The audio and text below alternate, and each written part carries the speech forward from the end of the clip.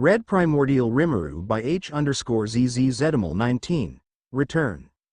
Vard and Vora were walking to Guy's castle quite leisurely. They were chatting about some common interests and events quite freely. It was something that never would have happened under normal circumstances. However, Vald's matured, and in the process, helped mature Valdora. However, he's still got his quirks here and there. Vald. You idiot. You know that I didn't want you rampaging everywhere, and you still did it anyways. Valdora.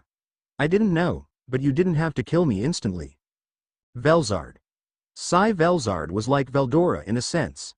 The main difference being that Vald was better at finding excuses, which was, "It's for your betterment." To Valdora, this still remained unconvincing. Valdora. I think Nay-san needs better excuses. Vald. What more could be said besides, don't rampage because you'll destroy everything. Valdora. I don't know. It's normally a dead end when trying to reason with him, but Vald decided to try something she learned. Bribery. The two are currently flying in their dragon forms to the northern continent. Vald managed to convince him to visit without threatening him. It was quite a tiresome challenge to stabilize his troublesome personality. Valdora. Whoa. This is where you live. Vald. That's right, quite the impressive place, isn't it? Vald bragged about the castle as it came into view. She glared towards Valdora as she said this, warning him not to make the careless mistake of destroying it. Valdora. I got it. I won't destroy the castle. The two landed on the castle's large balcony and met up with Misery, who was awaiting them. Misery. Welcome back Vald-sama, and greetings to Valdora-sama. Vald transformed back to her humanoid form, but Valdora still struggled to transform into his humanoid form. Vald. Take it easy. Try to compress and bottle up your magicules.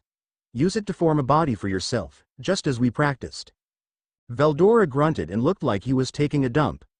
Vald walked forward and touched him, helping Valdora manage his immense magicules until he eventually transformed into a pale-skinned male of moderate build with long dark blue hair. Vald.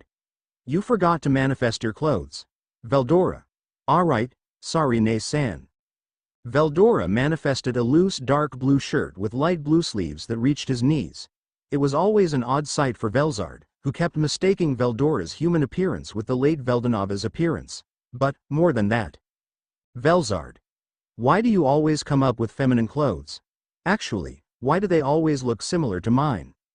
Valdora. Well, I don't know what clothes I could choose from. This is one of Vald's unresolved issues. She was stubborn and reasonably secretive. She could have gave Valdora some inspiration, but the only source she could give was Guy, who she was infatuated with. If she showed Valdora her memories of Guy, he probably will ask something dumb like, why did you think about him? Or, do you like him? And continually probe about the matter and even mutter to Guy himself about her feelings, which she couldn't bring herself to do. It was an unlikely possibility, but Valdora might even transform himself to look like Guy, which would be the worst thing that could ever happen. Vald shook those thoughts away as she asked Misery to have some male subordinates for Valdora to see and take inspiration from. Back with Rain and Guy, Rain couldn't keep up with Milim.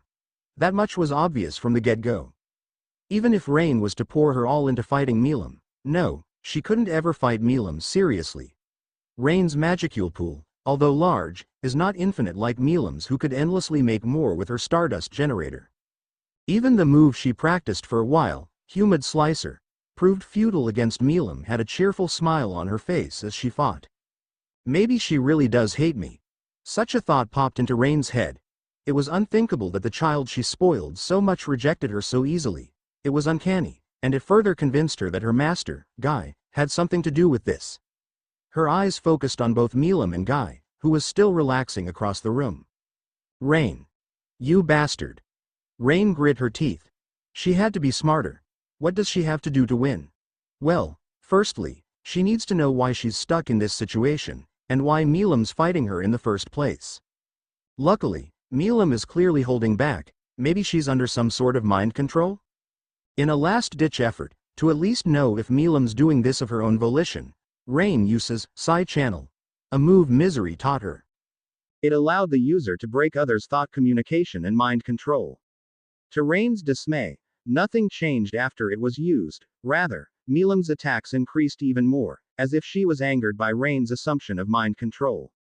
Coupling with Rain's reduced motivation, Milim feigned her punches and lashed out with a heavy swipe at Rain's left cheek, causing Rain to roll midair across the room. Guy. About time. It was getting boring too. Good job, Milim.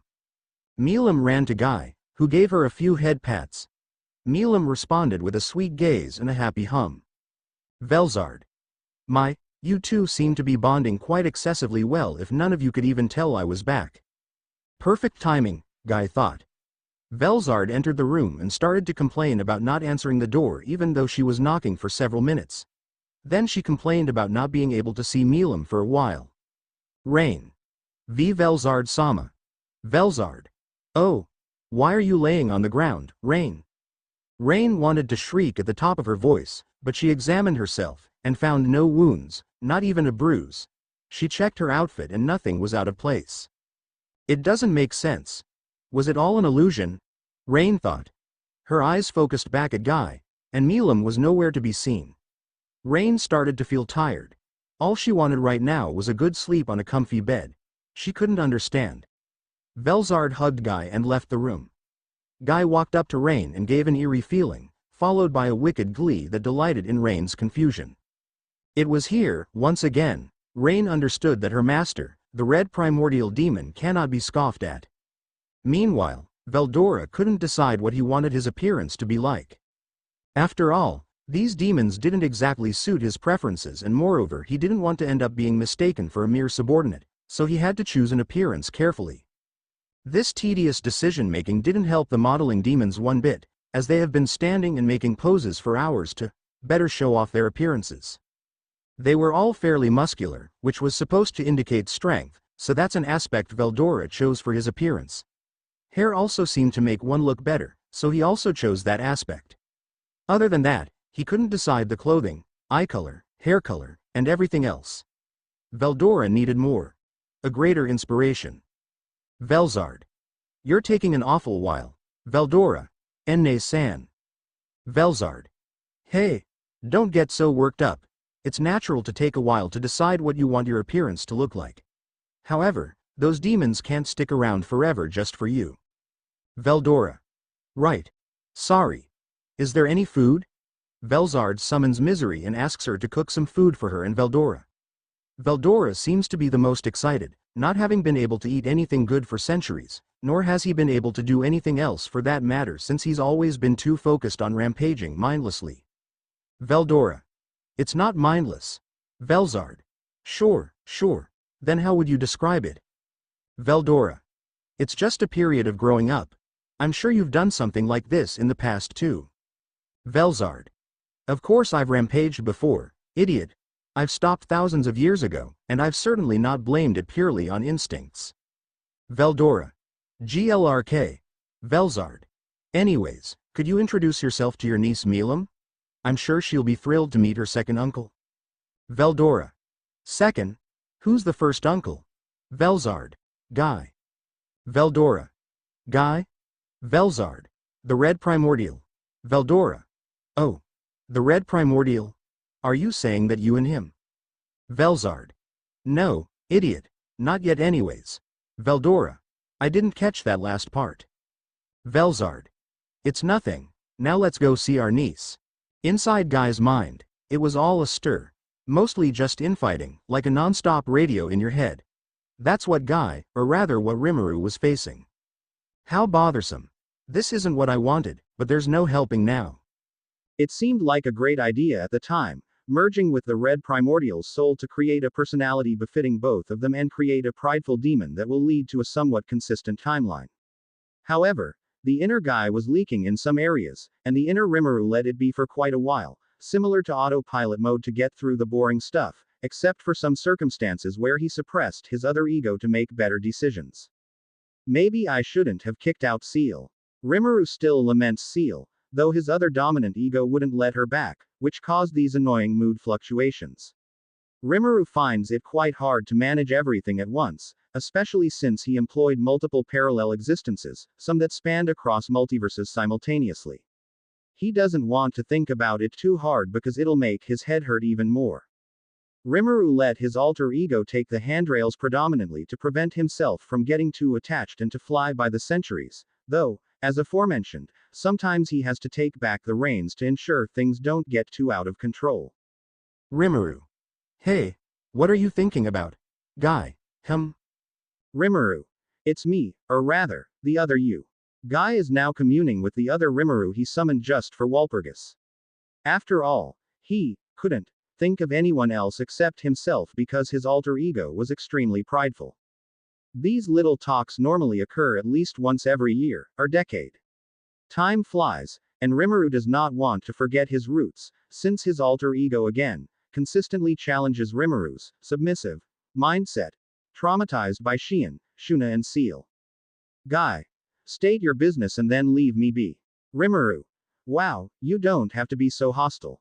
Besides, you really were being a bully. Guy. Who do you take me for? You. Rimuru. Well, yes. Guy hates these moments, which is why he normally activates thought acceleration to speed through this whilst also multitasking with parallel thought on something else to try to take his mind off, however there generally isn't much to do anyways. Guy. This is my body, buddy, and I even got you your own self so you won't pester me anymore. Rimuru. Oh, so that's why I'm here so early. Guy. Are you done with me yet? It's been ages already. Rimuru. Right, I'm also here to remind you about the Tenma War. Guy. What about it? Rimuru. Oh, just a little surprise. You might like it. Guy. Sheesh, do you even know how busy I am nowadays? Rimuru. Guess you have to deal with it. Guy. This guy. Guy secretly wanted to get rid of his weakness to focus on this world, thus he attempted to get rid of his other ego, which he couldn't completely, and resulted in this even less favorable circumstance.